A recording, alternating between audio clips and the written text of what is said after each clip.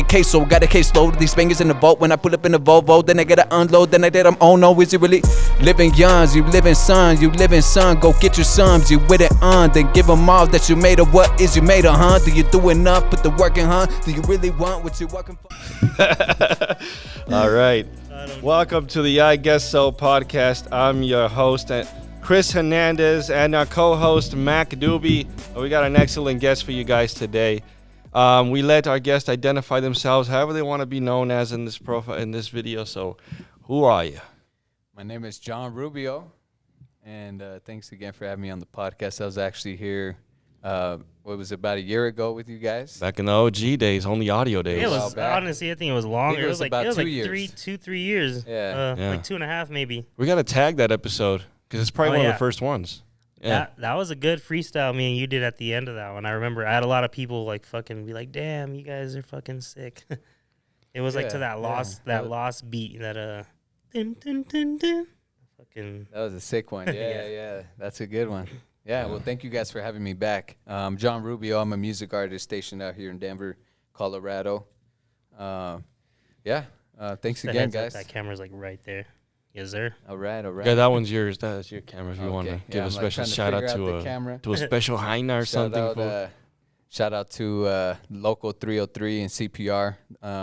Colorado Public Radio, they're actually playing my music right now. So if you guys tune in every day, you should hear a couple of my songs at some point every day. And if you do, make sure to tag your boy. Less Tung Fu and more Kung Fu. Let's get it. Less Tung Fu, more Kung Fu. That's your shirt. I like the Tung Fu. On the previous episode of Less Tung Fu, More Kung Fu. That's nice. That's a nice one. Yeah, I should have done something with the radio or something. I'm ready to cut in the hair. Bored as fuck. I think I could be a master at Tung Fu. What does that leave me like good at eating? Cunnilingus? Tung Fu? Eating pussy? You good at eating pussy? I think so. Where'd you get that scar from, huh? Eating pussy? Nah, man, you don't get a scar like this for me to know pussy, man. I'm a political refugee. I come from Colombia. Need Fucking water. Sorry. I love it. I love Tony Montana. Keep it going. Fucking cocaine, am I right? That's a hell of a drug. Don't fuck around. Handle your responsibilities first.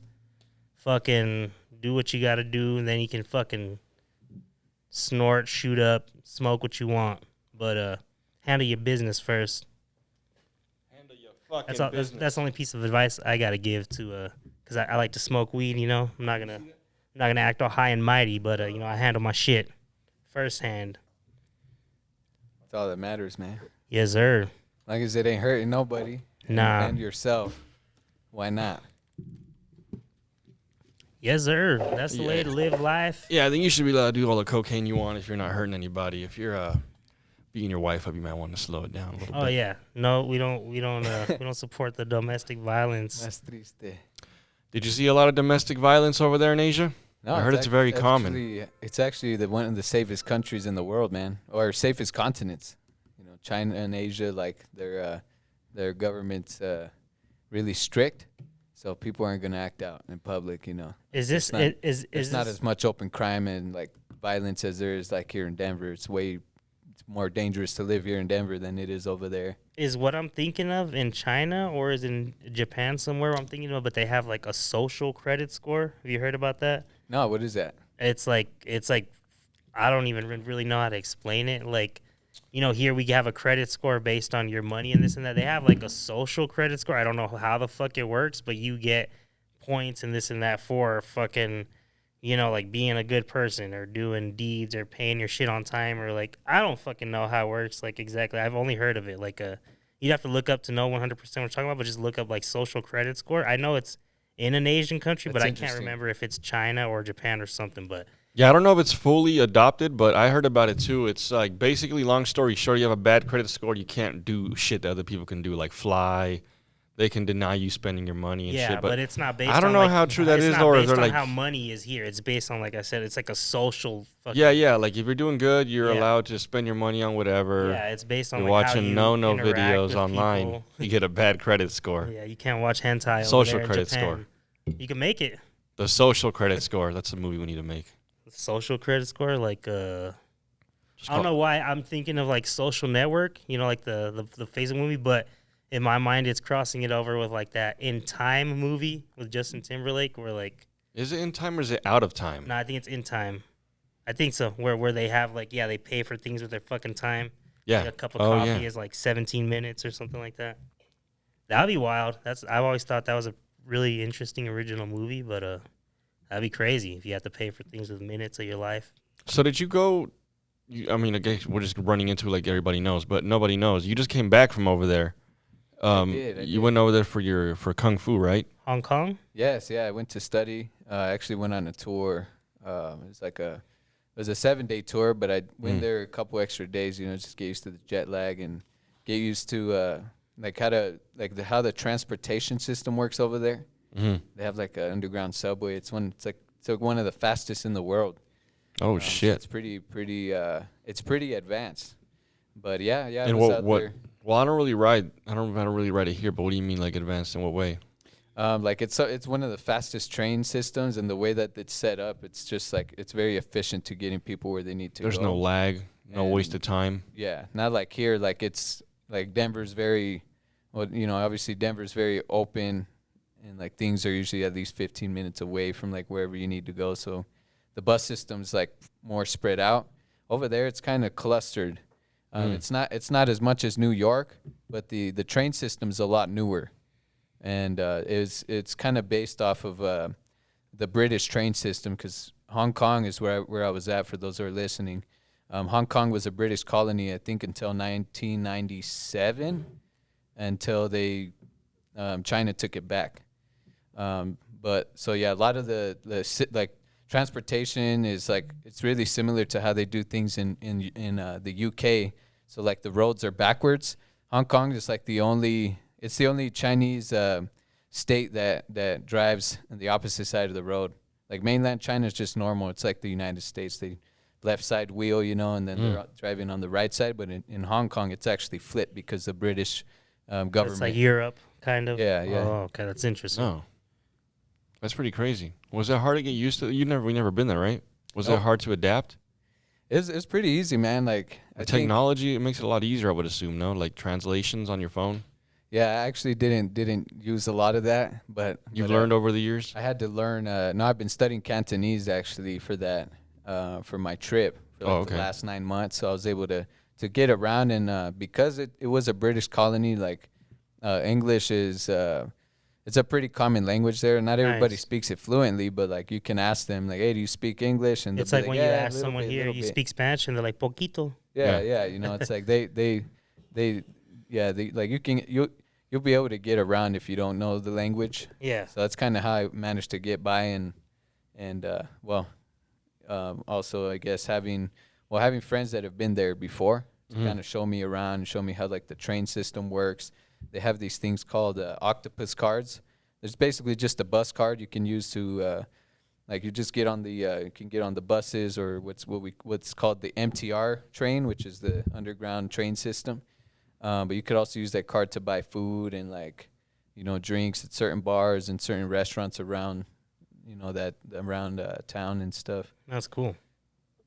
Yeah, that is pretty dope. That sounds really cool, man. Did you try any weird food? Yes, definitely. Well, yeah, a couple things. I had snake soup.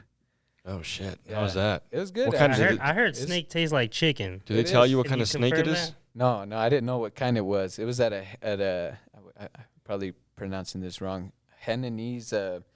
It's just an ethnic Asian group. They're different. They're from a different part of China, but they specialize in like certain style dishes and like how they cook their chicken. And we went to eat there one day, and I had a homegirl actually. She was out there. She was eating with us, and I was like, "Oh, what'd you get?" She's like, "Oh, I got some snake soup. Like, you want to try it?" I was like, "Hell yeah, I'm down." Like I'm already out here. Like I want to try some different food. That's, like I'm out here. Were you able to smoke weed out there? Oh hell no. No. I was gonna Nah, say, bro. they don't even. If you get fucking- caught with possession there, you get at least 7 years. Really? And they For don't weed? sit- For weed? They don't send you back to America, bro. Like It'll keep your They'll ass keep there. your Yeah, ass it's like there. Russia, and I mean, there's plenty of fucking countries where that shit, they don't even fuck around with that. yeah, everything's it's like low key. Like people still, like I remember I went to a bar and this girl was working the bar went up to me. The first thing she asked me when I walked in was if I had any cocaine. Oh wow. So I was like, oh shit, like like they still do everything. Yeah, like, obviously they can. I mean, there's it's street on the people. low, but like it's pretty prominent. Was still. it in their language or was it like, do you have any cocaine? Yeah, no, she just was like, hey, do you got any coke? I was like, nah, I don't. You were like, have any- Coca-Cola? I don't have any cocaine. I did look like a narco though, cause I had my boots on and like I got this leather, this crocodile belt. She was like, "Here comes the cartel. Yeah, let's for real. let's ask her for some blow." If I show you the pictures how I look, bro, you could tell like it was just kind of funny. So I didn't even get offended by it. I was just like, that's fair. That's funny how here it probably wouldn't give off that effect right away, maybe, but if you're across the world and you went dressed like that, so she probably just like, oh yeah, here's a narco. Yeah, or some, I just dressed like I have a feeling, was like a pimp. I bro. gotta say, I mean, now with the times changing, I mean, yeah, I don't think that's so out of place. Like who's to say, Pablo Escobar and none of these other fools went to China or something else. Oh, they're probably doing business there. Yeah, for that's sure. what I mean. Like they probably fucking they know narcos all over the place. They're like, oh shit, Yeah, I mean, as popular of a place as it is, they've got to have seen a little bit of everything now. How we have. I always think about the shit too. The fact that like, I mean, we do it all the time. We watch anime and we fucking pick up their culture, like Japanese and all Asian shit. But they also do that shit a lot. They fucking they love American shit. They love certain shows just like that. So Boy Meets the World. I'm sure they watch Breaking Bad and fucking Narcos too. Like there's probably I actually saw this video of it's in Japan, but there's a neighborhood in Japan where they've fully adopted like fucking Chicano lifestyle, like fucking like blood in, blood out American me. Yeah, there's girls and guys who dress like pachucos. They drive lowriders. They fucking like the girls look like fucking like sureño type girls. They wear flannels and like they're like obsessed with those fucking movies, like legit like American Me, Blood in, Blood Out, all those like Chicano movies, and yeah, like there's like a few blocks in Japan where they've adopted like that fucking lifestyle. There's like carnicerias, there's motherfuckers that sell elotes, and yeah, there's a bunch of people that dress just like that. I think it's really interesting. Yeah. But I mean, yeah, like that's people call Americans weebs and stuff that are into anime and shit like that. But I'm always like, I mean, you see that shit everywhere. You see, people adopting other people's culture, and nowadays people want to be sensitive about it and be like, oh, that's cultural appropriation or this or fucking that. And I'm like, dude, it's like, if you're not doing it in an offensive way, if you're appreciating, someone else's culture, I really don't see a problem with it. Yeah, that's pretty cool though. I did hear about that too, man. They it's pretty like they're down with it, bro. Yeah, me and one of my band members were talking about that. We're like, yeah, man, we would get pretty big if we went to Japan, man. Now you see those mocochetes in Japan have all the fucking pachuco looking Asians out there. That'd be crazy. Bro. Yeah, man, that's dope. That's really cool. That's the one place I really want to go to is Japan. Like I've always fucking wanted to go there, but I think that's like my one dream trip, I guess, is like Japan and then Canada. I want to go to like Alberta, Canada. It ain't as expensive as you think, man. It's pretty. I also want to go to Egypt, and I heard that's like dirt cheap, bro. Like, is it? Oh yeah. I don't want to say dirt cheap, like to offend people, but it is like as opposed to like if you want to go to Hawaii, you're a rich bastard, or if you want to go to Egypt. You're going to go to Dubai next? It's like half the price. Nah, I know Dubai is like the fucking most up there. I heard they made it a little more affordable now because a lot of people want to go that just can't really afford it. Dubai's crazy. There's like, I mean, I've seen certain videos of the lifestyle, but one thing I know for a fact is there's motherfuckers that ride jetpacks out there. Like, obviously, I think they have to be trained, but they take people around with them. But I've seen videos of people like flying fucking jetpacks and they're flying down skyscrapers. It's like some fucking Avengers type shit. Just like fucking Grand Theft Auto out there. Like that's like a normal day. Yeah, they're like flying on jetpacks in the fucking middle of the city, like around all these skyscrapers. Just like superheroes. Basically, that's what the fucking vibe I caught when I seen it. This dude had goggles on and everything, and he's just fucking flying, bro. Like that's got to be pretty fucking dope, dude. Oh yeah, I imagine even not a jetpack. I've seen people do that. Flying like hang gliding where they're in that fucking squirrel suit. I imagine that's got to be fucking pretty exhilarating, but that shit's dangerous. Like if you fucking if you fuck up, you're hitting like a rock or fucking tree or something that like. I think you got to get certification. Maybe not out there because you just pay for everything. They just fuck. I don't want to take a training. I'm sure they still train you though. I'm sure people got to train you or something. Like they're not gonna just let you do that. I think if you throw enough money at it. Like, listen, I got this. Here's $1,000. Just here's $1 million. Just give me the fucking. Just turn bring it to around, my give me the house. suit. You don't learn. No, just drop it off. There's arrogant ass people I can imagine like doing that shit. They're like, I got it. Like, Yeah, no, I don't got need, it. I don't need training. Like, Fuck that training. Hell no, that's funny, bro. What how long ago have you been doing your kung fu now? It's been about 7 years. What originally inspired you for it? Just random curiosity, or you always like even as a kid watch like Bruce Lee movies and stuff like that? Yeah, pretty typical actually. Yeah, I mean, we grew up watching like all the Bruce Lee movies, kung fu movies. I've always Jet watched Li. kung fu because of my dad and my uncles. Same. And certain people. Like I our grew whole up family, around. like it was about that, you know. So like, I've always had an interest of it. I think at that point I just kind of needed like, you know, I was young and just doing a lot of shit. Just wasn't like, you know, focused on myself, and it was something that provided just, you know, stability, and you know, just provided me that like, you know, that structure and the routine of like just working out, going and training, and like getting myself better mentally and physically, you know, and being more, you know, using that to be more focused on my music, you know, and like other things, you know. So just kind of taking like I think what kind of inspired me was like just kind of like being at a place where I needed to transcend, you know, to ascend into like a higher version of myself. You know, So just getting disciplined with that alone helped you discipline yourself and everything else in life. Yep. No, I've heard that it's pretty common. I mean, that's why it's good to learn a martial art, in my opinion. It just teaches you what is all around discipline. Yeah, I had talked to John about it a little bit before he went to Hong Kong, but I want to you know, kind of get more discipline and stuff. I was telling him I want to check out, you know, either Wing Chun or some form of martial arts.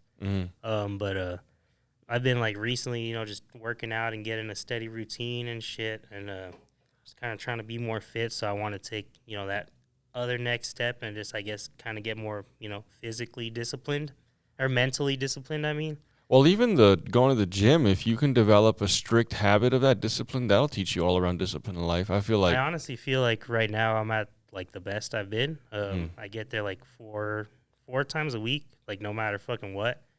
Sometimes more if I can. I was just there this morning, like this afternoon. But yeah, I mean, I try to get there as much as I can. I've been trying to do different workouts, different challenging things. Today, I pretty much did the routine that me and you did, like before you left to Hong Kong, like biceps and triceps, kind of like speed power sets. And yeah, I mean, I feel like a little better mentally, you know, all over around. But my new job's kind of been helping too. I've been fucking sweating my ass off, up on the roofs and shit all day. Yeah, I always tell people that working out, even it's if you can build a habit that it just makes you a better person. Because let's say you're just a person with a shitty schedule to begin with. Yeah. If you like commit to you're going every day at 5, just a random day, you're already creating a schedule in your life. Yeah, this has then- already taught me like to kind of set boundaries in a way and just I mean focus more on myself and shit I got to do like, and then when I am with my daughter or other things I don't know, I feel like I kind of appreciate that time more since I'm staying busy and doing more shit instead of fucking I mean Dicking around. basically I used to get off of work and either not want to do jack shit or fucking nap or some dumb shit and then I'm up all night.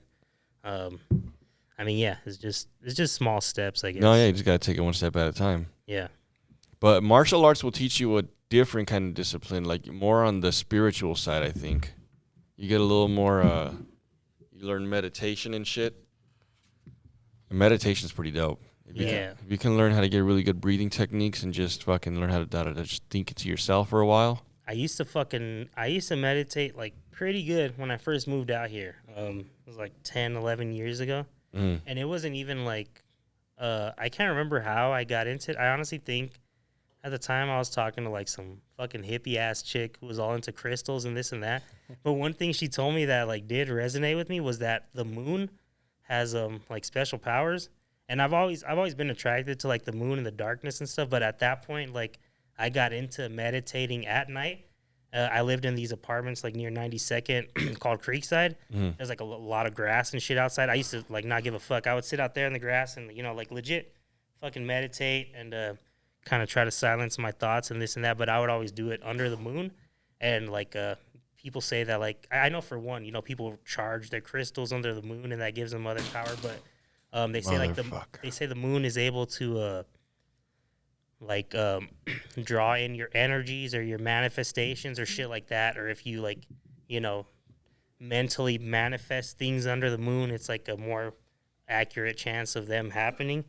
I don't know. I don't really I don't know if I mean, I do believe in that. I just feel like I don't think it's necessarily the moon. I think it's a power of like your brain and your discipline and this and that. But I liked it. I used to be really focused on that and stuff, and now I try it sometimes, and it's like I can't 100% silence my brain anymore like I used to.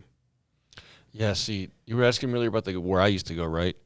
Did you ever read the book The Lao Tzu? Yes, the Tao Te Ching. Yeah, the Tao Te Ching. Did they make you do that in class too, or did you pick that up on your own? We have the book on our altar. We have a altar.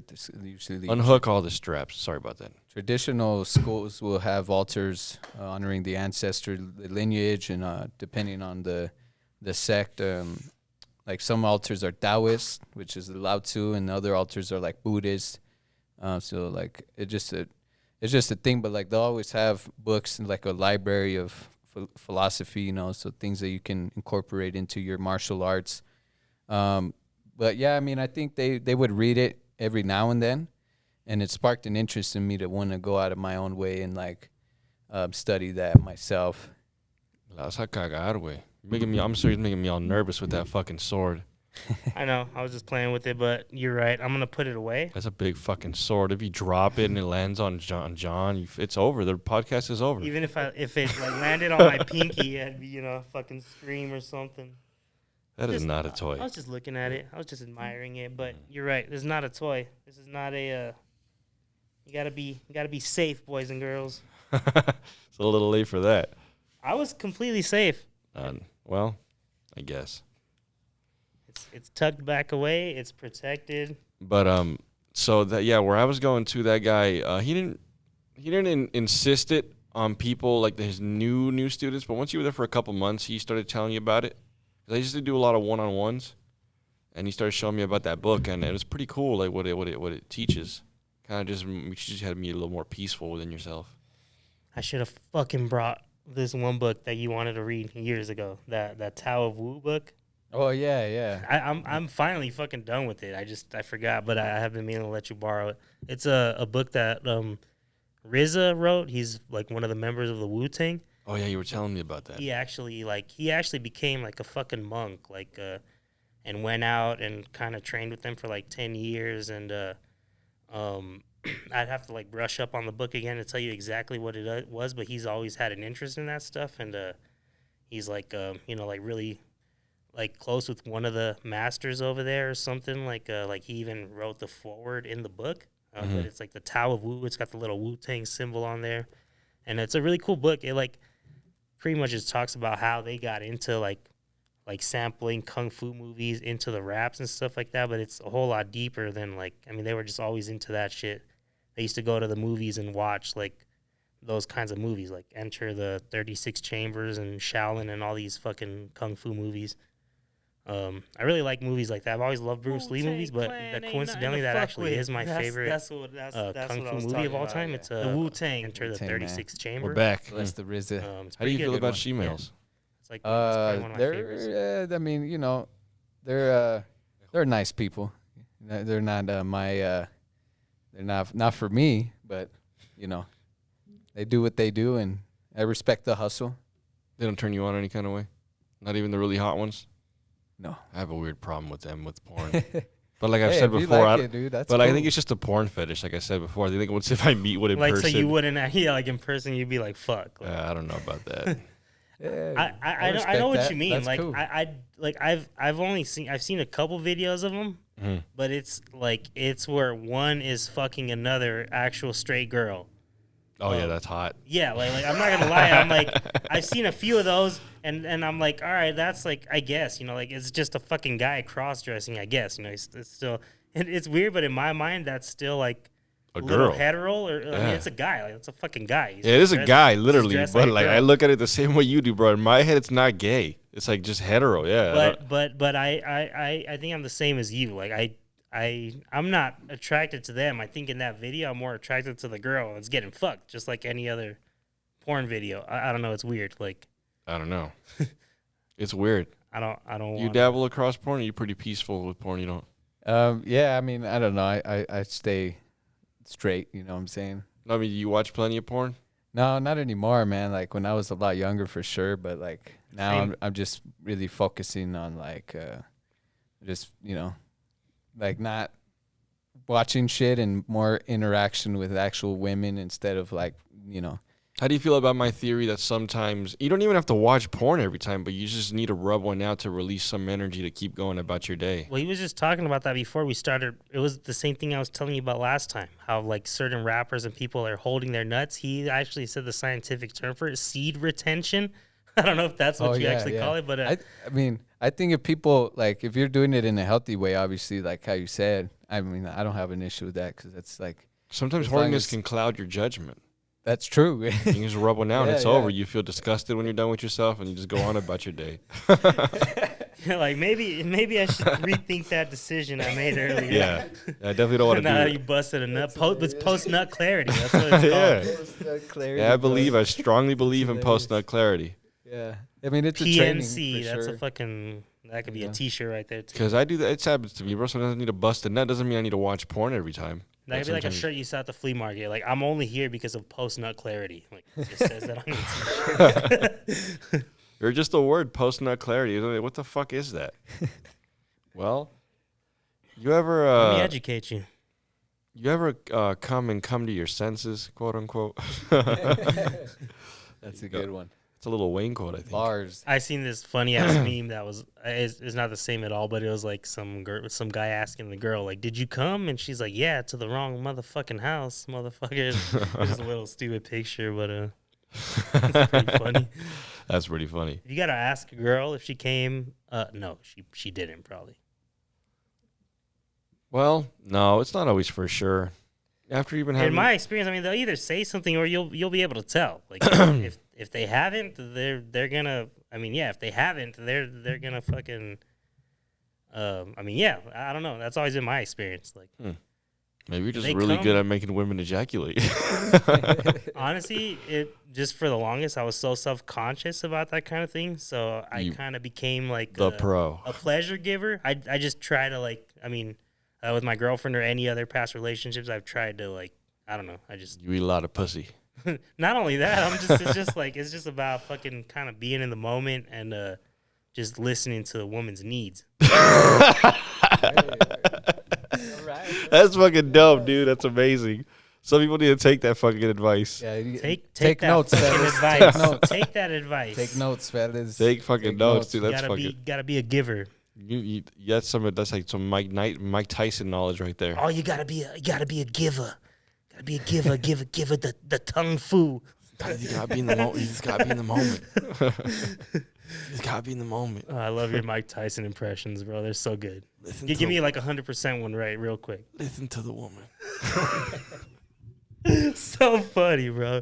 So good. Mike Tyson, we got to get you on here one fucking day. One day, that's the One goal. day. Arrowhead and Mike Tyson. Mike Tyson's our. That's the name of this that's episode. That's the one celebrity we want. We want you, Mr. Tyson. Thank you for having me on the I Guess podcast. You can take a nibble out He of doesn't this. sound. He You doesn't can sound take that You can take a stupid. nibble out of my ear. No homo. Oh, you were talking shit. So you want me to bite your ear or what? I don't do that no more. When he wants his pay, he's like, I don't take cash. I take your fucking ear. He's like, I want the pierced part on your earlobe. I usually take the producer's ear. Jack stretched out here. He's like, I need that big hole. Ah, fuck that. Let's get the fuck out of He here. looks at my ear. He's like, that ain't gonna do it for me, partner. He's like, that's what I need right there.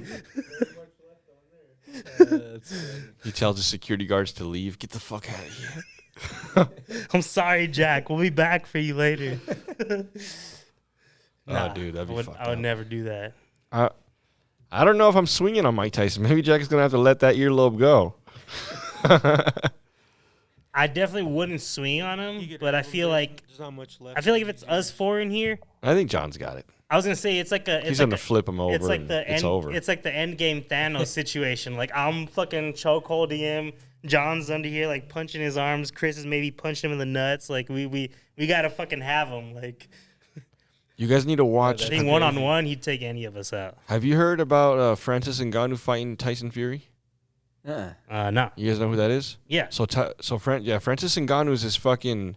He basically like struggled for like a year or over a year to make his way to the U.S., but he was like from Africa, I believe, right? Yeah. From where is Israel Adesanya from? I saw like his little promo on the last fight he from had. the same town? Yeah, so he's like from that area or the local zip code, and he struggled a lot, bro. He was like he used to like shovel sand as a kid. He's like 6'4", just jacked, just like a superhero body.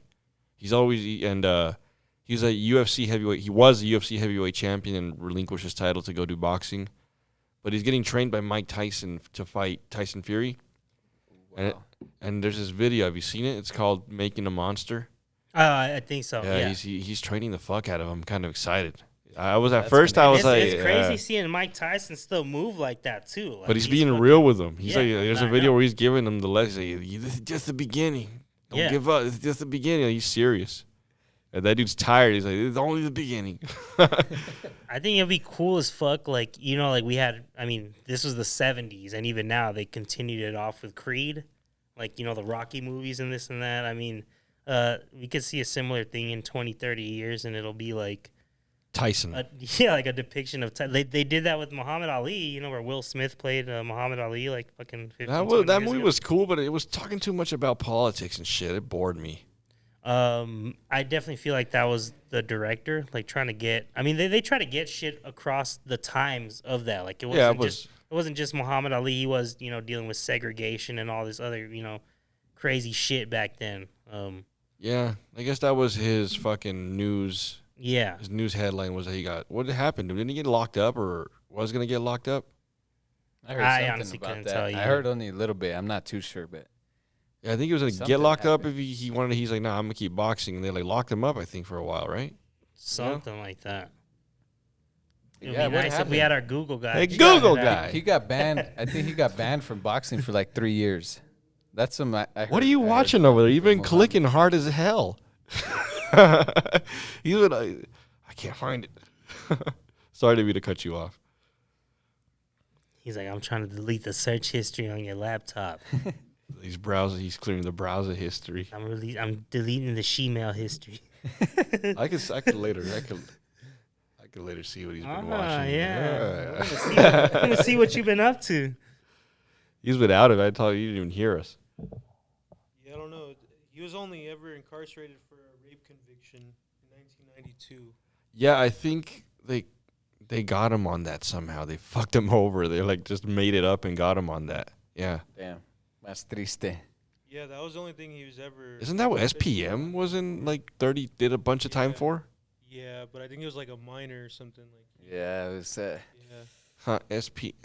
SPM was the shit, man. That shit's crazy. He's still got like such a big following, and you know that what the fuck's that fucking Mexican food's name that's super popular right now? You know what I'm talking about? The food that did that song with Paul Wall, like. Mexican OT. Yeah. Oh, Okay, that OT. food. Like SPM just recently came out and said that his album is like the best shit he's ever listened to, and that it reminds him of like a young himself, like of SPM like 20 years ago. Mexican OT. I haven't heard of him. He's cool, bro. He's sick. He's like That song Johnny Dang slaps. yeah, Johnny Dang. That's like his most popular hit right now. But he fucking goes off, bro. He's like I don't know. He looks like a fucking he just looks like a typical, you know, Mexican. He's kind of a husky fool. He's fucking How'd he blow up? Just with regular music production? I think or- regular music, but it's within the past year or two. Like he just recently like fucking did a few like viral ass fucking tight songs, bro. Like I know he has a couple mixtapes out, but it really don't take a whole lot to blow you up. No, I mean, It could. Sometimes some people produce for years, right, and don't get a hit for fucking. Nah, yeah. He ain't brand new. He's been doing this shit for at least 4 or 5 years. He's just been putting in the work. Is there a thing for like rapping and music, like how comedians can go do open mic nights on like Mondays, Tuesdays type deals? Is there anything for like that for music? Yeah, they do in Denver. They have a couple spots. I think Ophelia's is a spot over there off of. Man, I don't know exactly. I think it's 20th and Market, right there in Larimer Square area. They do open mics on Tuesday nights usually, and it's all genres. I think it's usually open, and then there's a really cool spot. I know the owners.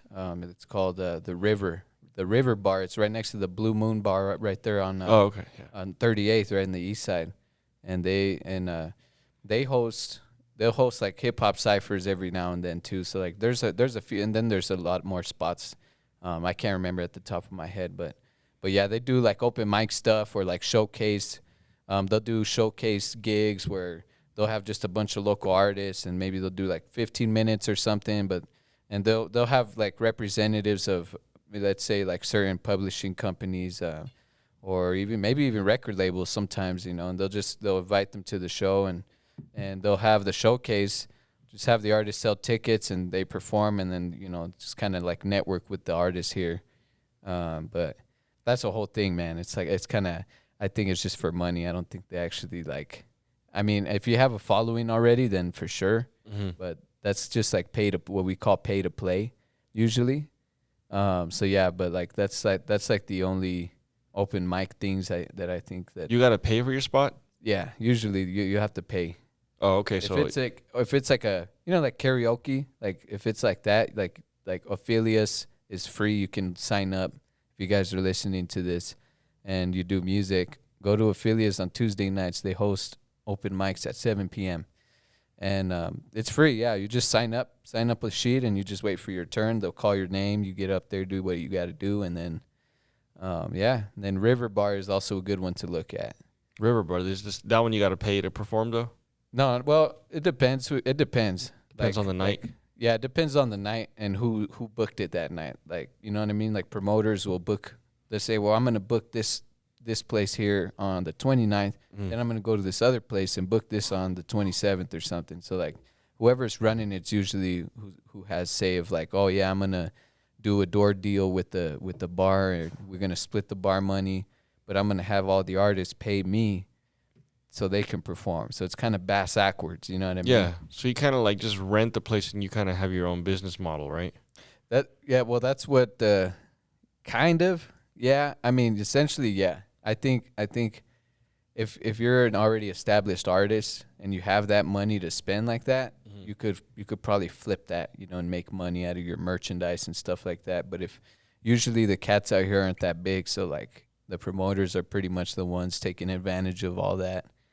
And like the artists, like when I used to perform, I mean, shoot, I didn't really get nothing back, Did you ever like actually lose money?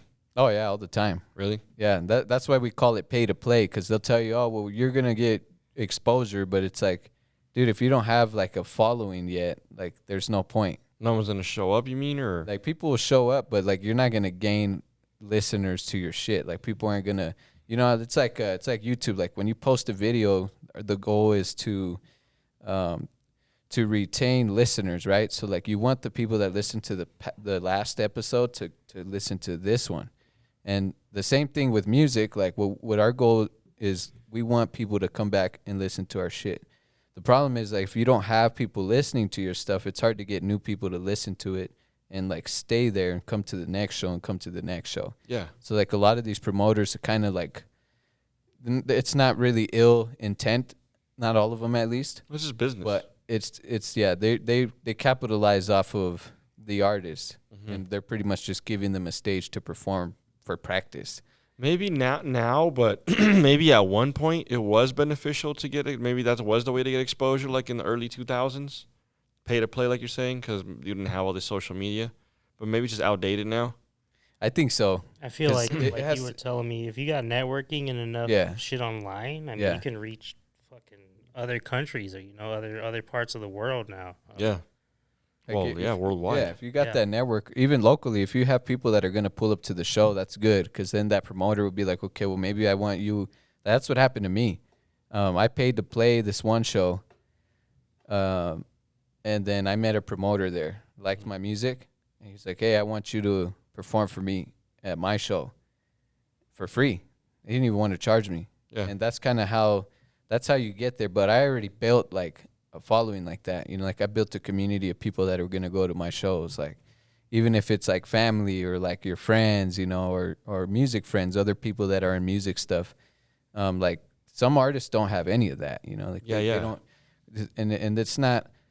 It's just a part of the game. Like pay to play is a good stepping stone to get practice, but it's not necessary for you to have to pay money yet until you're sure that you're gonna benefit from, you know, paying to play. Like you said, back then, I think. Yeah, I mean, I think it might be outdated because I think I agree too. Like back then, it was probably more useful, you know, because we didn't have social media. So like all the A&R scouts from the record labels would go to shows. You know, like have you guys seen the Wu-Tang Saga, right? I haven't. It's I've a seen the good first show, season. man. You should definitely watch it. I know But Jack's seen that. it's not really a spoiler, but there's I mean, obviously, because you know they made the show about Wu-Tang, and they got big. Like there was an episode where they're in the club and there's a guy there that's from a record label that hears the music and he's like, oh, who are these guys, you know? And then I don't remember how exactly happened in the episode, but somehow they got in contact with the who was it, with the RZA, and was like, hey, you know, I really like that record that you guys did, like, you know, I work for this label, like, you know, I want to put you on. And that's kind of like that's kind of what I was saying before. Like back then, I think paying to play would have benefited more. Now it's just kind of outdated. Yeah, it's a little outdated because you're saying you could reach more people for free. Yeah, exactly. Yeah, and like you said, it's about the business, and like ownership is key. You know, like as artists, like we're our own business. Like we're like, you know, we're like, I don't want to pay somebody, lose money, and not get anything back. Yeah, is it a lot of money usually? It depends where. Yeah, it depends where. I'm not going to name names or any, like, Just the average venues. Yeah. It depends where. Sometimes it's like, sometimes it could be $50. Sometimes it could be like 180. Sometimes it could be even more, 500. Yeah, You know, that's a lot. and it just depends. Like it depends who you're opening up for. So sometimes though, like a lot of times, like some of the schematic shit that you'll see is like a promoter will hire a big artist to come out and have the small artists give him a shit ton of money. That way that promoter can afford to pull this guy out here. Really? Yeah. Damn. Instead of the promoter just being like, no, I got it. Like, I'm going to pull this guy out here, make money. Like, it's just like a trust thing. Yeah. Because the promoter, which I understand is a bit to a business mindset, as a business, like, well, how do I put this? Like, understanding how business works in the music industry, at least, like, the promoter doesn't want to lose money. So, and if he doesn't know you, then he's going to make you pay, which I understand, you know, and I respect that. It's what it is. Yeah. But I think there's like, they don't really, like, they don't have that trust in artists no more, because it's not a given if those people, if their homies are going to show up to the show, or their fans, you know. And I think that's the main thing. It's like, yeah, we're going to fly a big artist out here. Like, there's going to be people there anyways. So, like, you know, why do you need the artist to pay you? Yeah. You're going to get paid for that shit anyways, you know? Like, you're going to make money either way. So I'm sure it just comes down to, like, it sounds fucked up because I think it's a little more fucked up because you're on the artist side of it too, so you see what fucks over the artist. But maybe, like, let's say you weren't a musician at all and you were just into the whole business side of it, it's just business. They just found a way to add more money for them. Exactly. Yeah. Right. That's all Like, it is. well, That's yeah. all it is at What the if end of we the day. charge this guy this time? I don't want to pay for his ticket. Like, let's just make him. Like, let's charge him. You know, I think it was just a business idea and it worked out. Yeah. I mean, you know, it's what it is. I think the industry is sharks, man. That's what they do. That's why I don't do pay to play. Like, if I'm like, we're the entertainment, bro. What if you? It's to like a point. I would assume you don't want to pay to play until you have enough following where you know you can come to like the owner and be like, hey, dude, I can guarantee you like 1,000 tickets. Here's what I want, and then like can you make this work? and that's it, right? Exactly. Like once you're big, like I was saying, like you pay a big artist, you're like, hey, let me open up for you, and you come to town. They're like, oh yeah, cool, yeah. Well, here, like you said, like then you can pay to play. Like I think where most of us are at, it's not there. Like we're about, like I'm focusing on generating money, getting paid to perform. Yeah. And doing that professionally to build a following. Because now it's like I've already put the money and time into creating the product. Now all I need is a presentation. Yeah. And I've paid enough to get to a point where now I don't have to pay anymore. But for big artists, I still would have to pay. Yeah. Well, you're at a point that. at least where your circle is big enough to at least keep you afloat, to keep generating wealth till you increase your wealth eventually. Right, yeah. I don't know if I worded that correctly. Yeah. Yeah, exactly, yeah. Yeah, like it's just like you're saying, there's levels to it. I'm sure it's hard for people who just start off and don't have any knowledge. Like, you probably don't have. What percentage would you say you had knowledge you have now compared to when you first started? Shoot, We just got like kind of really lost when you first started, didn't really know anything. yeah, man. I think that's probably 90%. 90% of artists do not understand business. Yeah. And they don't want to, and with all due respect, like, yeah, it's good to focus on the artistic stuff, like that's what we love to do. But in this day and age, like you have to understand business because they're going to screw you over. You got to know how to, like what I was saying, network and just promote yourself and fucking, I mean, yeah, it's all about consistency, this and that too. When I started, and a lot of us we started, I was like 19 when I really started to, start actually rapping and performing, and none of us understood business. I learned what I know from like watching interviews of famous rappers and hearing how they did their thing back then, and figuring out how I can do that in the modern world, like you were saying, with social media, or even just like you were saying, just going out networking and promoting. But even then, like understanding like how you said, there's like levels to this shit. Normally, like when people start out, 90% of us don't even know anything. So that's why these guys, they're smart, because they're like, oh, these guys, they don't know shit about business. So I'm gonna get them to pay me however much money. Yeah, I'm gonna fuck them over. Pretty much, It's like, yeah, these guys they need an open mic space to go for free and just get used to performing. They don't need, what I'm saying? Because that's their level. They're like beginning. Yeah, because you could have really good. I think you can have really good. And the only way I can relate this is because the only kind of performance act that I could think of that I've done is just like stand-up comedy. You can have good jokes if you have shitty presentation. It's gonna be shit. You can have good music, and if you don't know how to perform, it's probably gonna either probably also sound worse than it could and look a lot worse than it should. Yes, definitely, man. Yeah, it's a part of the game, man. Some people only record too. Like there's studio, they're called studio musicians, and they'll hire them. Well, a lot of them already do perform, but like they don't have to. Because they'll just be on a record like, oh, I need a drummer. Oh, all right, let's hit up this guy, and he'll come and record the album, with whoever's there.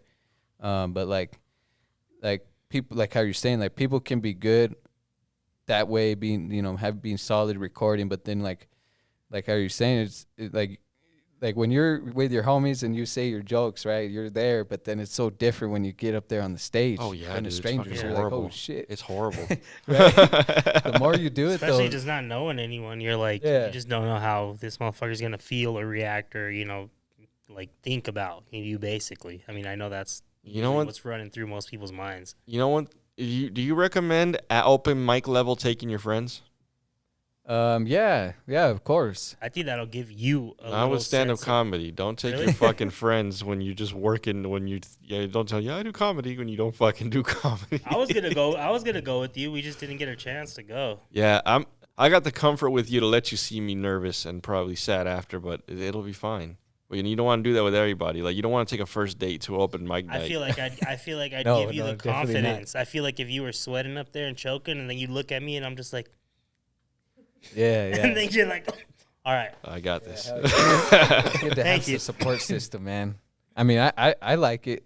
Like I think I've been performing for a long time though. By now, I mean, I used to play music in school, so like we got used to performing. Yeah.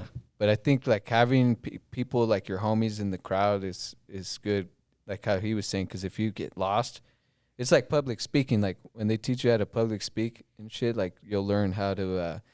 They'll teach you how to, like, if you get nervous, just look above the crowd, like in the back, look like over their heads, and like it just takes away the nerves. Or you just look at somebody that vibes that you vibe with. Yeah. And like, you know, if Manny's in the crowd, like, you know, I would look at him if I'm like about to forget a line or something. I'm like, oh shit, oh yeah, I got this. You know what I mean? Yeah. There's like little Makes sense. there's little tools. Like I think having people is great, because even if you fuck up, they're in the audience, so they're gonna give you the best criticism, because they'll always tell you if they're real homies. You know what I mean? Like if they're real and they're not just yes men, like they're gonna help you get better. That's the best people you should have with you in the crowd, man, because those are the people that are gonna elevate you and get you better, as opposed to being, oh yeah, that was good. You know what I mean? Comedy's so much different though, because if you're fucking up, dude, there's no beat in the background. There's nothing. It's just dead silence, bro. I understand, dude. That's crazy.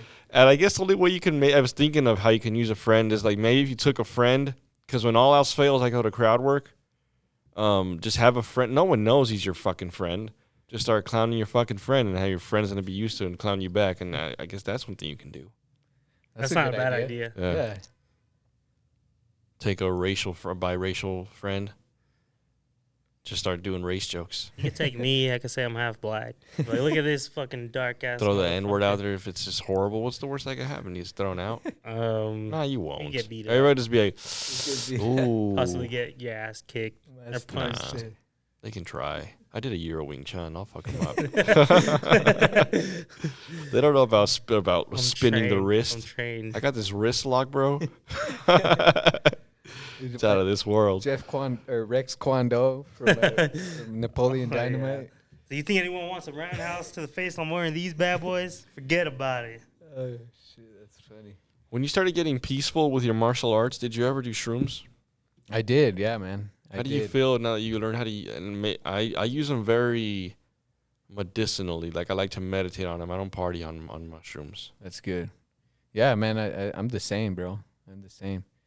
I think like understanding the roots of like where mushrooms came from. You know, like traditionally they come from our ancestors. You know, and there's mushrooms from around the world, but like usually the ones here were like kind of bastardized. It's like cocaine. Like cocaine was a medicinal plant used for ceremony by certain tribes and indigenous tribes to get of the lit. Americas, you know, and they would kind of use that to be more connected to the creator or like to nature itself, and like transcend their consciousness, you know, and like that's like I think people, like how you're saying, like that's like what I believe is a correct way to do shrooms, because like if we're just partying and shit, you don't really like you always get connected.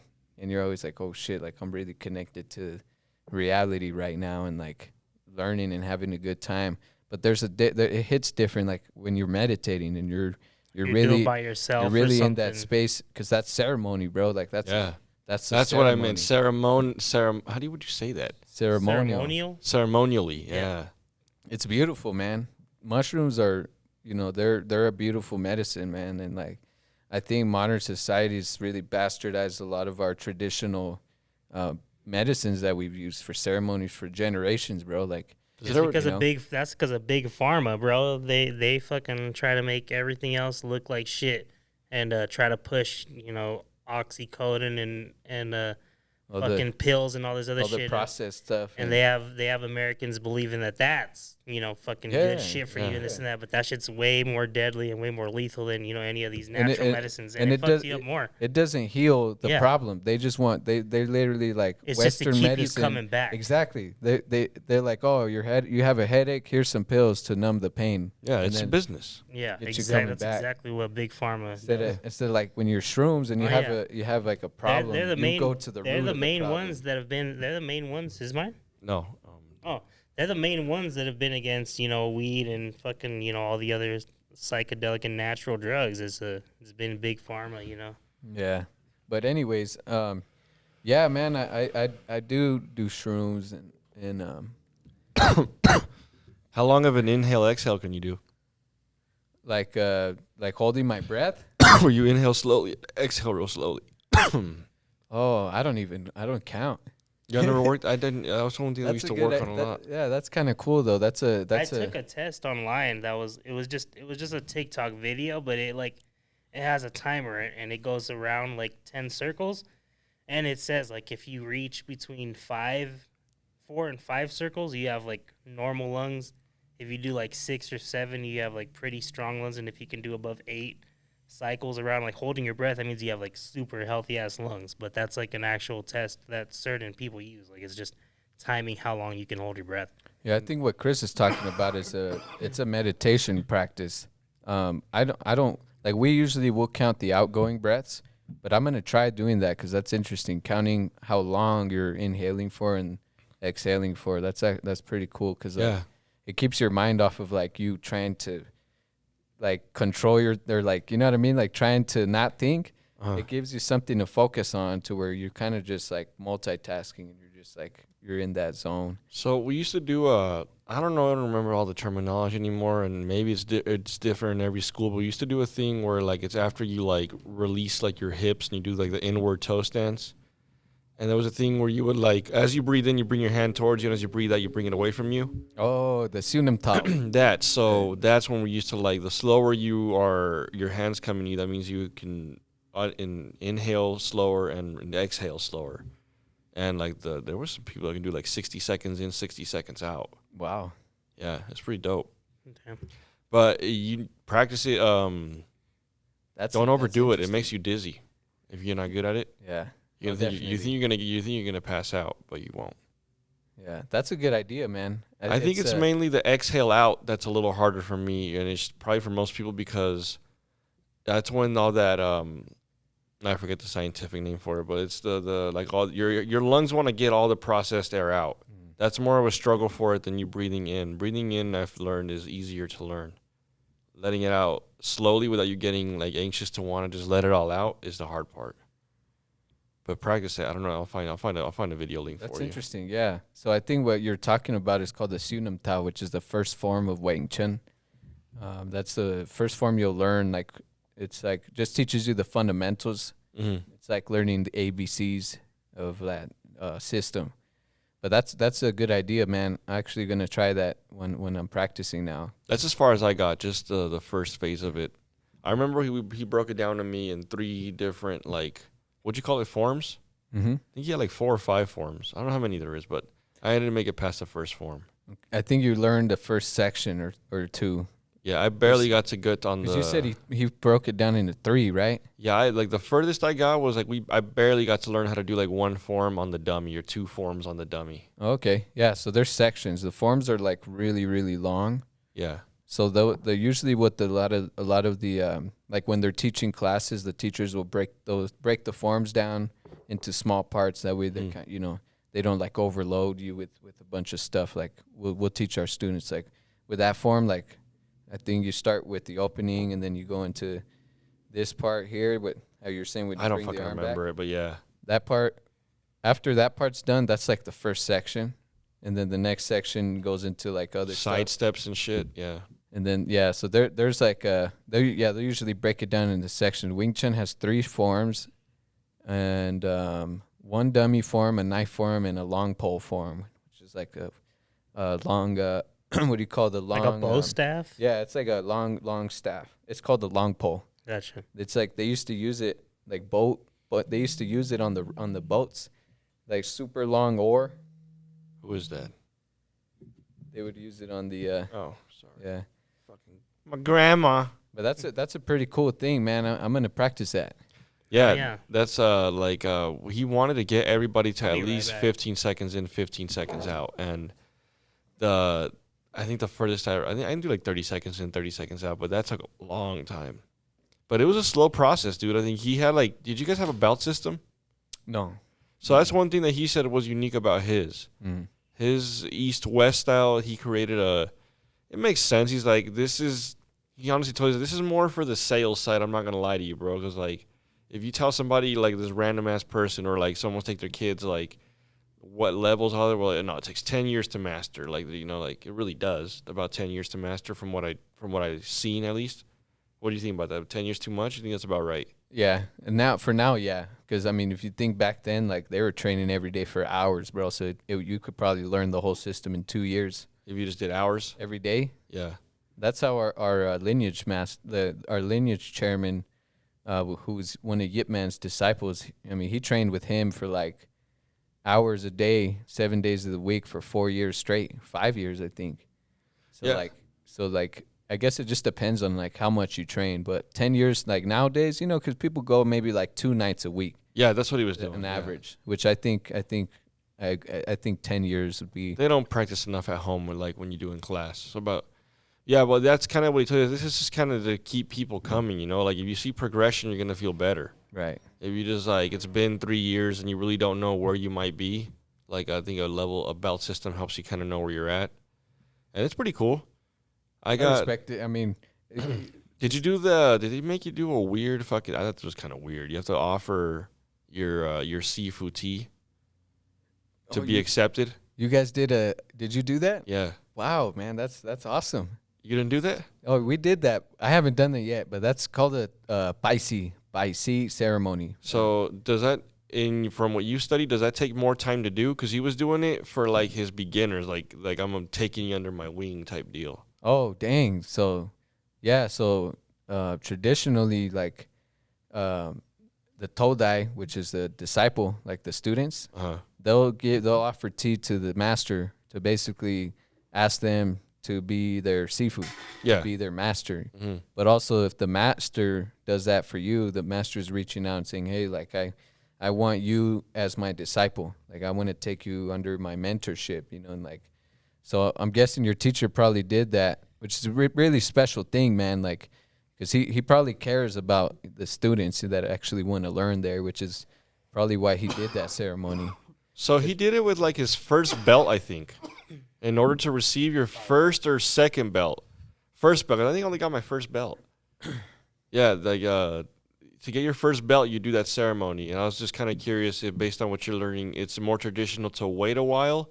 I'm assuming he does it just to make you feel, like it's just business on that. And maybe he's like, if I do it first, it makes the newcomer feel a little better, a little more welcome, I think it depends on like the intention. Mm-hmm. Like if his intention is to make money, then I mean he's just, I mean that's it's just it's a meaningless thing. But Well, if he he, was if like he a- cares about it and he like I was saying, like if he feels like, because usually, I mean, think of it this way, it's like if you're gonna take an apprentice for a barber, right? Like you wouldn't want to just take anybody. Like, if you're really gonna invest your time and to teach this person like everything you Yeah. want to make sure this person's serious, because otherwise you're just gonna waste your time, right? But Yeah, maybe So- he just did it like he like realized that maybe Americans aren't that disciplined, and he's like, maybe it's good. Like if I tell you you need to wait 5 years before you can get a fucking tea offering, because you've been doing yours for how long? 7. And you're 7 you're years. barely gonna do yours. And what was that? You're barely gonna do your like the tea offering thing. Oh no, that's on. You can do that anytime. Oh, okay. It- So he has to ask you, or you ask, hey, can I be taken under your wing type deal? Yeah, like you can be like, I'm just a regular student. I'm not a disciple of any of the masters at our school yet. It's something I'm working towards, but that you can do that at any time.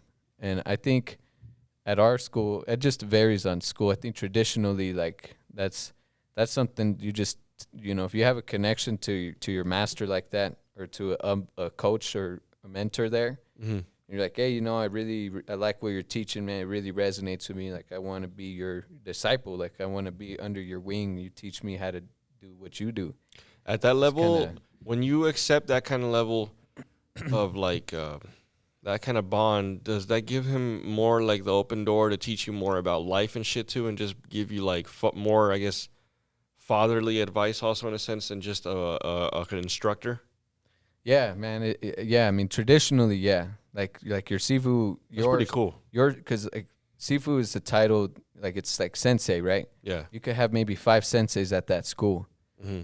but which you can call them sensei, but when you say my sensei, that's different, right? Like, because Yeah. let's say you connected with one of them, and that's like, and Sifu means father. It means teacher, father.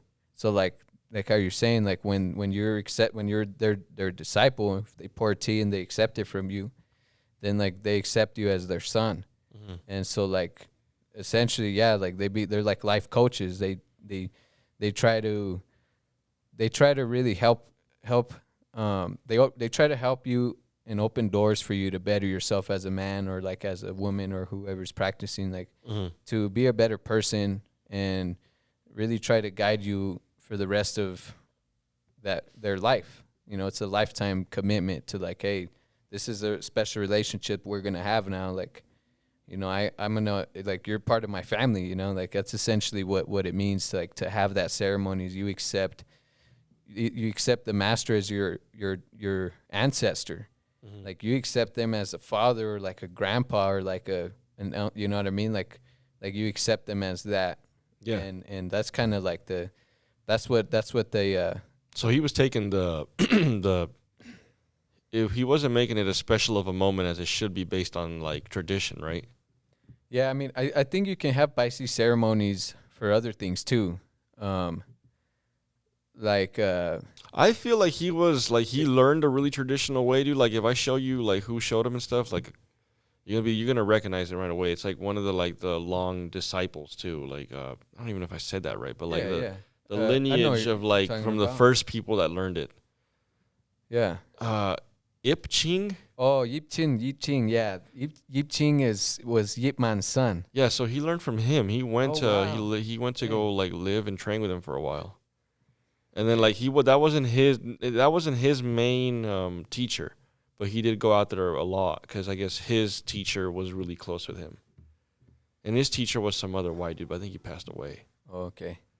But it's pretty cool. It's cool to learn about that kind of lineage, like just just to learn about weird shit that you don't know about. Like, I'm sure you would have never guessed that Wing Chun was, at least from what I learned, it was made it was created by a girl, right? Supposedly. That's the thing about Kung Fu history, man. It's very hearsay. Black and white. And you don't know if that's true or not because there's stories and scrolls talking about it, but like historically we don't know if that's true.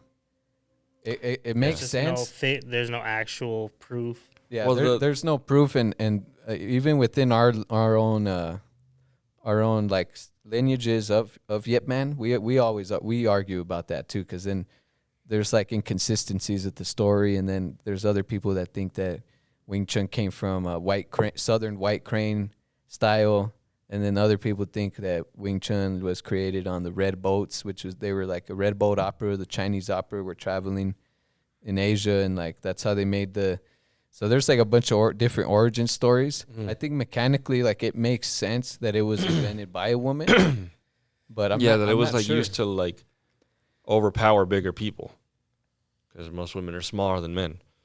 Yeah, but also a lot of Asians back then were smaller. Yeah.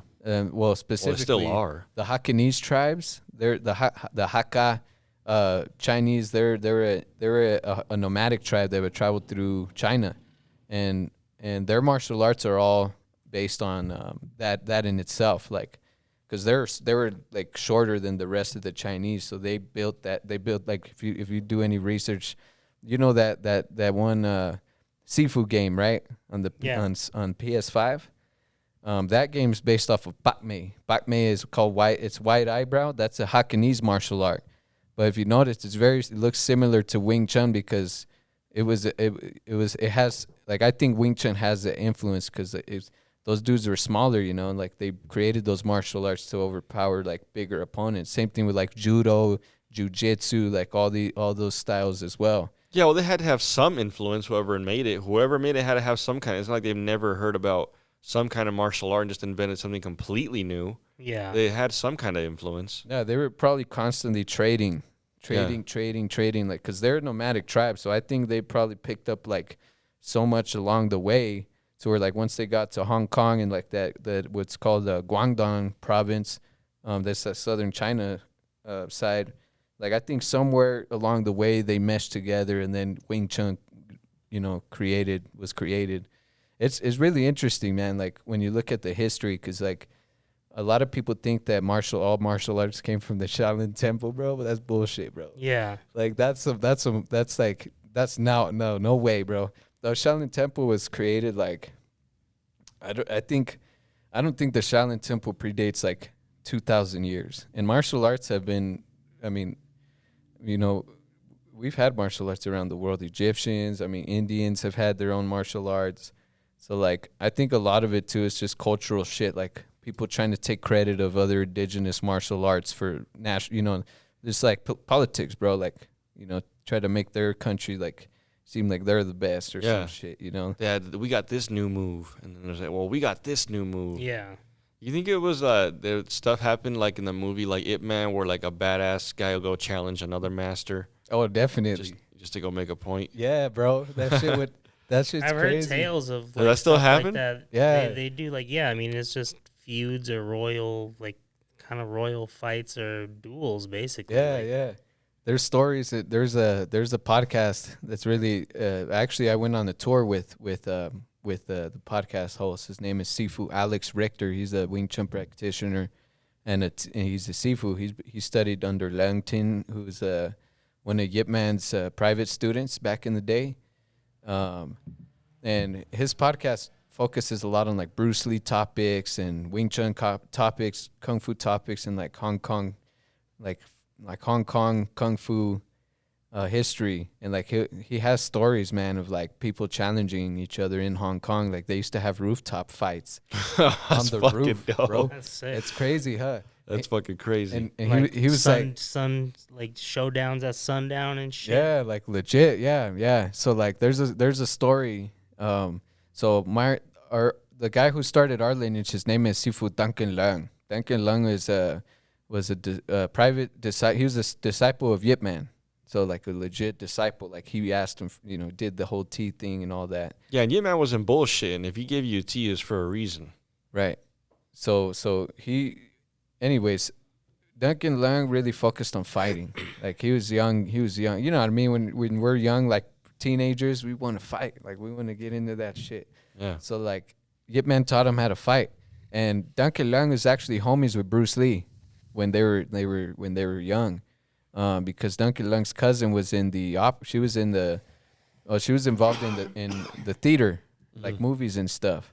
So Bruce Lee would sometimes come to her house. Like they knew Bruce Lee's father and their family. So like they kind of like that's how they linked up, right? And the story goes that Sifu Duncan was sparring with Bruce Lee on the rooftop, and he pressed him, bro, with like the Wing Chun punches. Shit. And he was like, bro, what is that, man? Like, damn, like, how do you do that? You know, he's like, oh, I've been learning Wing Chun. You know, I think he was learning for like about 3 months. And he's like, oh, well, I want to learn. So Bruce Lee brought him to go learn from Yip Man. And, and he eventually, like, you know, formed that connection with him and he taught Sifu Duncan all he knew. But in the meantime, like, him and Sifu Duncan went to, I can't remember the exact martial art. It's another Southern Chinese martial art in that local area. I can't remember if it's a Choi Le Fut school, but that's just like a different kung fu style. But they went to this school after beating up one of their students that went to learn Wing Chun, because he was like, oh, well, I want to know what you know. You know, they asked the students, so they spar and like beat him up. You know, they're like, oh, well, he's not good enough. Like, I want to go try to fight somebody at his school. Yeah. So they go to the school and they challenge the master there. And the master's like, okay.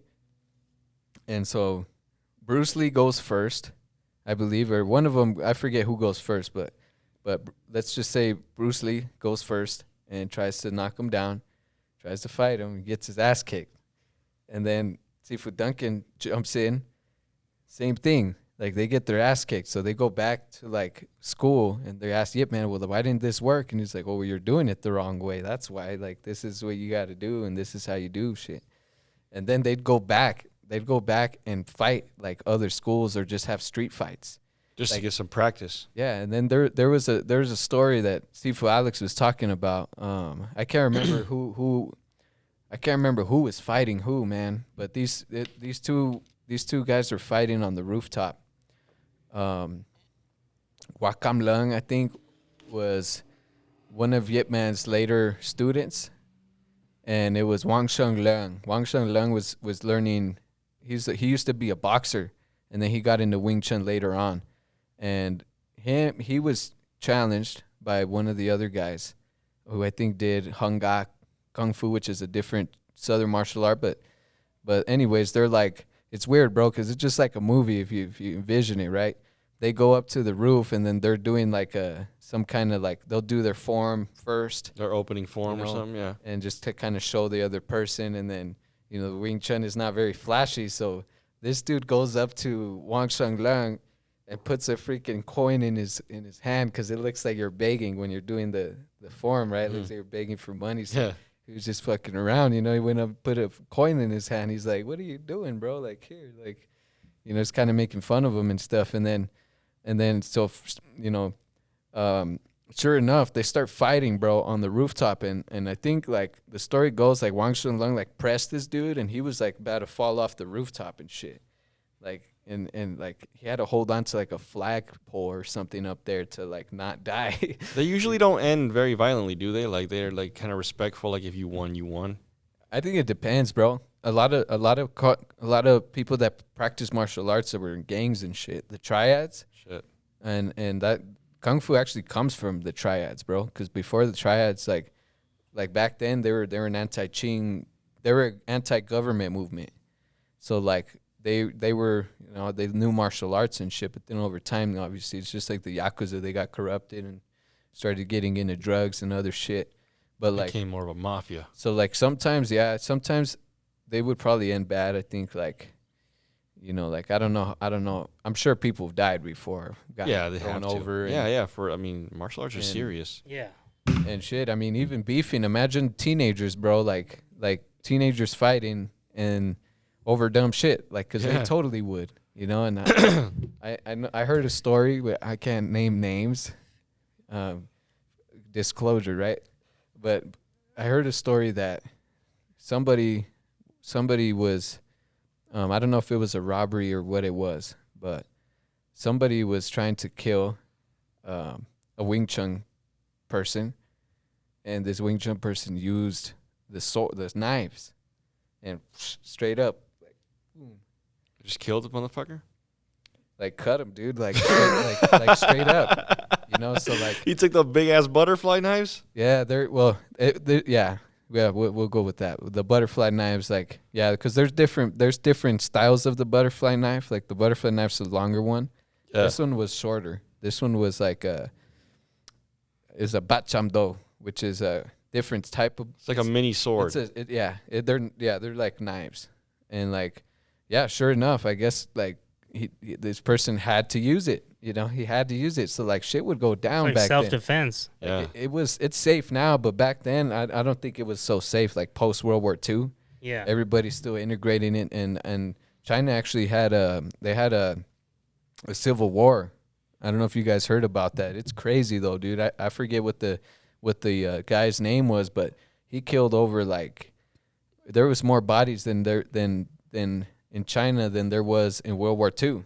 Oh shit. Like they exceeded that body count, History bro. is fucking crazy. If you like, there's like you could spend your rest of your life learning about history, but there's really interesting history that if like not a lot of people know a lot of the shit you just mentioned, like about just Oh, yeah. just European history. It's like me learning for the first time a lot of this shit. Yeah, and like imagine like just the people open. I mean, too many social constructs to have free time to learn new shit like this. But imagine if you could just learn a bunch of random shit like that. Like, you'd be a wiser person. Yeah, I man. don't know shit about history, bro. History is good because the past is there. Like they always say, like, if you're living in the past, you're depressed. That's why people are depressed usually, because they're thinking about, they either have regret or they're thinking about shit that was in the past. Regret is usually like Yeah. the main one. Yeah. They also say if you're thinking too much about the future, then that's why you have anxiety. So it's always best to be in the present. And what I like to say is, like, we can use the past to learn from it. Like the past is there to help us build a better future. Like we can't live without the past or the future. So like studying history is good because we learn from our mistakes, like as a species, man. Like I don't know if you guys know, dude, we're in a freaking major drought in the West, bro. Like Texas, California, like in a year, they're not gonna have water, bro. It's bad, and nobody's talking about it, bro. It's crazy. What's going on with their water? It's just dry. It They're won't dry. rain. They're using it too much. Like Colorado is tight because we're like, oh yeah, we got a lot of water, so like we'll share with the states there, And we're gonna run out. and we got plenty of it. So they figured like they cut like a certain portion, and they're like, yeah, we can afford to give you this much. Oh, and okay. to be cool, and like it's. But anyways, and my point is like, we learn like how much resources like, or even like for example, like how much resources we're actually extracting, and like how much we can save to like for the future. Like that's like why like learning history is good, bro. Because like we didn't know like the Industrial Revolution when that happened, and like when we got like our first automobile and like the first camera and all that. A lot of cool shit. We didn't know how much of the earth we were actually consuming, bro. It's crazy. It's got to be kind of crazy to be even from the generation of like our grandparents, because if you take time back from when they were like fucking kids, they've seen so much shit. Oh yeah, It's crazy. Like I remember learning like seeing dial-up when I was a kid and shit. Like when internet was first coming around, dial-up, and like sometimes you got good internet, sometimes you didn't. yeah. Yeah. Shit's crazy. I mean, it's crazy to think about how like fast things advance and shit like that. Even the past fucking 20 years. 20 years basically. Technology has bro. advanced so much. Oh yeah. It's insane.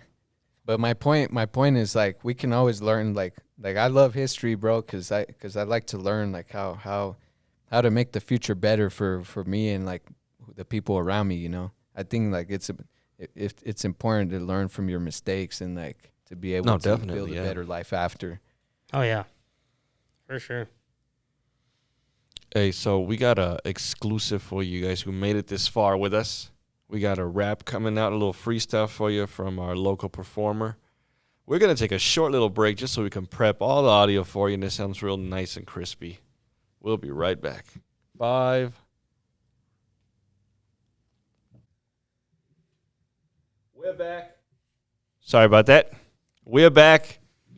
So we got this rap coming at you. We're going to end it like we usually do. I usually let you... So I let my guests... You're going to get an exclusive sneak preview. Sneak preview. You're going to get the sneaks. Well, so I let my guest always say the last word, phrase, sentence, noise. Advice. And then we just cut to the end with that, right? So you can... But before, do you want to plug anything? I'm going to tag all your social media. Anything you want to announce, upcoming show or anything? Yeah. Real quick. So if you guys are local here in Denver, I have a show at Skylark Lounge, and that is it's just a venue in Denver. It's gonna be on Monday, and I think the doors open at 6:30 This p.m. Monday coming up? It's gonna be the 25th, and it's the local 303. So what they're gonna do is have a bunch of local artists. It's actually the magazine or the article that I was interviewed for recently on Colorado Public Radio.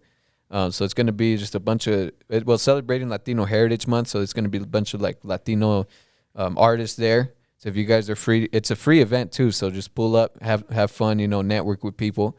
We'll be there.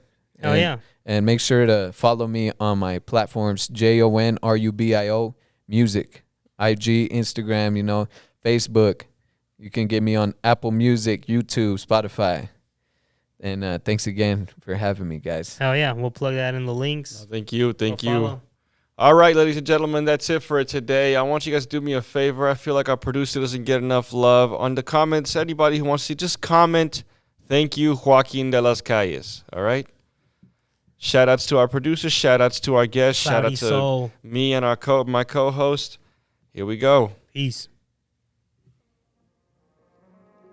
All right, so... Yeah. Just move it. Fuck it. Yeah. Jackal John switch. Rubio. Hey. Living young, we turning up. You living son, go get you sums. You with it on to give them all that you made of. What is you made of, huh? Do you do enough? Put the work in, huh? Do you really want what you working for? Sitting down while taking cinema, making them sick enough to see me getting up. We living young, hey. You with it, son, go get you sums. You living, hey. They give them all that you made of, huh? Do you do enough? Hey. Do you really want what you're working for? Sitting down, watch like a cinema, making them sick enough to see me getting up. What's it like giving up? Something I don't know about it, bruh. Something inside me just had a love, leave it behind for my música. That's why she hate me, now that's just what made me young. Did what I had to, now give me fellatio. Hear me on radios, now I'm your dialogue playing inside of your cranium. Beats be Ukrainian. Never heard of nobody that's like me. Never had anybody making nervous a right team. Got the lyrics, I'm doing everything behind scenes. 90% of y'all never be doing what you mean, what you say so. Talking to bag it up, but you like to play those, stacking and bragging up. How you making pesos, but you don't have enough. It really make a case, so got a case load. These bangers in the vault. When I pull up in the Volvo, then I gotta unload. Then I did, I'm oh no, is it really? Living youngs, you living sons, you living son. Go get your sums, you with it on. Then give them all that you made of. What is you made of, huh? Do you do enough? Put the work in, huh? Do you really want what you're working for? Sitting down, watch like a cinema, making them sick enough to see me getting up. We living young, you living son. Go get your sums, you with it on. Then give them all that you made of, huh? Do you do enough? Do you really want what you're working for? Sitting down, watch like a cinema, making them sick enough to see me getting up. Yes, that's how you fucking do it. We're out. Thank you.